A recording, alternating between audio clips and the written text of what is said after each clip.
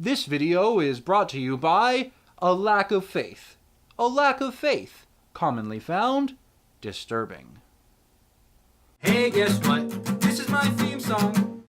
Ever since Rogue One was first announced, I've been predicting that Star Wars fatigue would be a thing. And given the current state of the fandom, pretty sure I was right.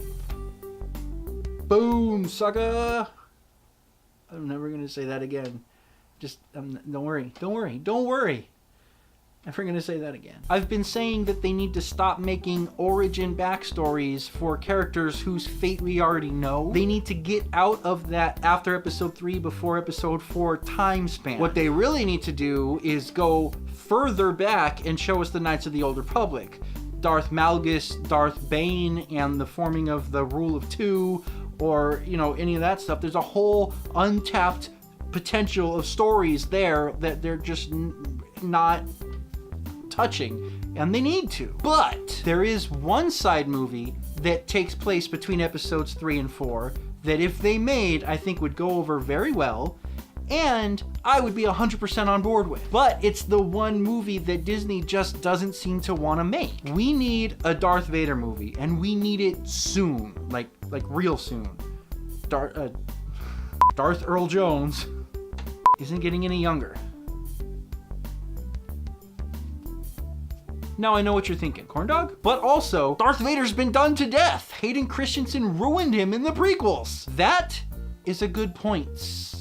Plural. Especially because it's completely not true. The prequels dealt with Anakin Skywalker, not Darth Vader. He didn't become Darth Vader until the third act of the third movie. So no, Darth Vader hasn't really been done to death. Rogue One did show us how cool a modern cinematic Darth Vader could be in basically the only watchable 30 seconds of that entire movie. But other than that, where exactly has he been done to death? Not in the prequels, not in the Clone Wars cartoon that takes place between episodes 2 and 3 where he was still Anakin Skywalker. Right about now, you're probably saying, this guy's annoying and I don't want to hear him talk anymore. Or you're probably saying, the Rebels cartoon, that's where he's been done to death. Come on, Tom. Well, you know what? I'm sorry I'm annoying. I'm doing the best I can with what I have, okay? Gosh.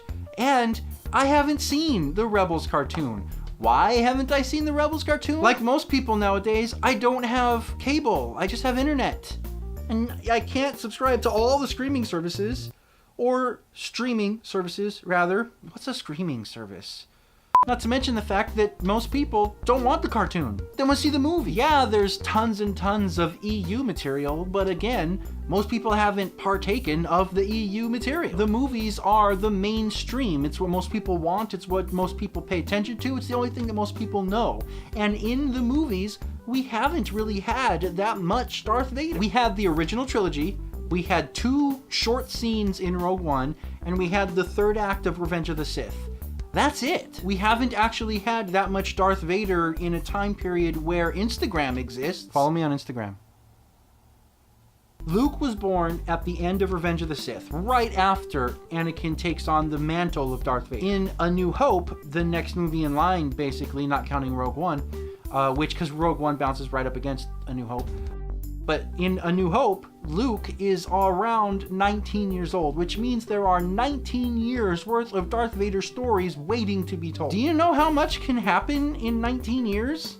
Like, a lot. In the EU, which I know is no longer canon, but that doesn't mean they can't draw inspiration from it, after Order 66, the Emperor outlaws lightsabers, and even goes as far as setting up Empire bases on planets where kyber crystals can be found to prevent people from mining them. Which is why Luke had a green lightsaber in Jedi, because the crystal was synthetic. Originally. By the time A New Hope happened, there were only 2 Jedi left, Obi-Wan and Yoda. But not all the Jedi were killed in Order 66. After the events of Revenge of the Sith, Darth Vader hunted down all the surviving Jedi that weren't killed in Order 66, killed them, and confiscated their lightsabers as contraband. Of all the characters for them to make a movie around, Darth Vader is the most well-fitted. That sounds like a badass movie. Yes, we do know what Darth Vader's fate is, but as a bad guy, as a villain, as an anti-hero who we're still rooting for, we could watch him doing evil things. We could watch him hunting down Jedi and still get excited. It's more entertaining to watch bad be bad than good be good. And I think that says something fundamental about the nature of human nature, but I don't know what it is.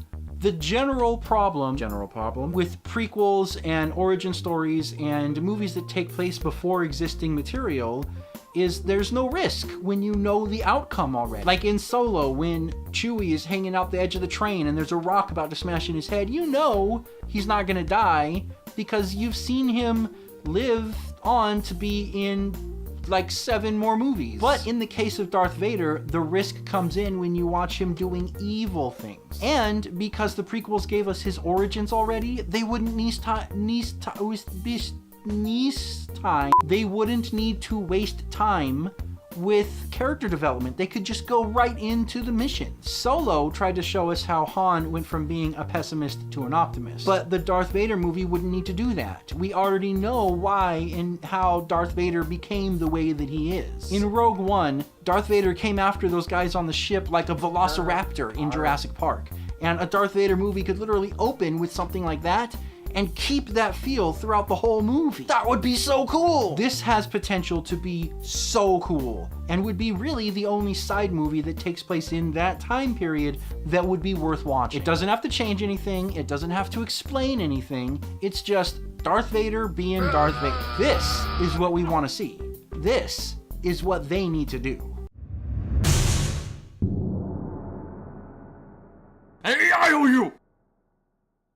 Subscribe to my YouTube channel for more videos like this one, or sign up for the mailing list on my production company's website, easilyamusedgroup.com, to keep up to date with what's going on with our big projects, like our upcoming Star Wars fan film, The Saber. And thank you for watching the Easily Amused Group, the show that finds your lack of faith disturbing.